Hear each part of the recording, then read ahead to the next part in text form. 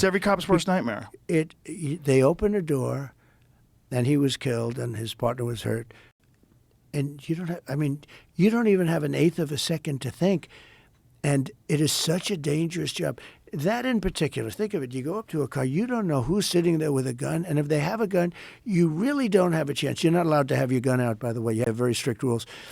So, number one, but even if you could have your gun out, the door opens and bullets start firing out, and especially where they have the dark windows, where they have the darkened windows. It is such a dangerous profession. And it's very hard to get cops now because they're not given any backup. And you're right. They have like an eighth of a second to make a decision that's going to change their life. If they make the wrong decision, they're going to end up on the front page of every newspaper in the country, and they're going to lose their house and their pension and their job, and their wife is going to be gone, and everything's going to be gone. And here's another thing that people don't talk about. How many of them have PTSD? Probably most of them. Yeah, these guys are seeing people shot all the time. Yep.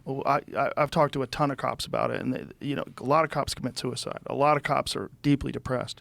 But we have to give them back their dignity. We just have to give them back. You said it so good. You never hear anybody say that.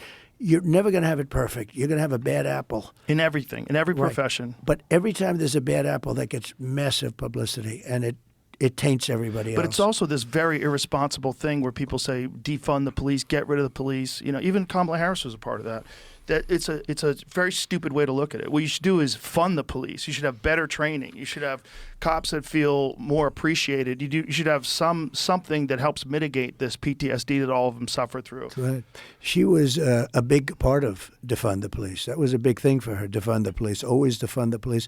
Well, it's a political idea, but right? Anybody with that political thought, Yeah. I don't think should be running for president. And I think people are getting wise to it. We're doing pretty well. Now, I don't know, maybe in a week from now, say, sorry about that, I was wrong, but we're leading everything.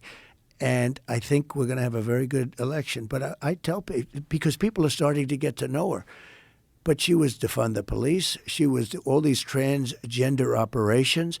If you wanted a sex change and you were in detention and you demanded a sex change, they would give you a sex change. Well, the wildest one is this idea of giving free sex change to illegal immigrants. That's right. In detention. That is the wildest thing. But is that the biggest problem you have? Yeah. You just walked here from Guatemala.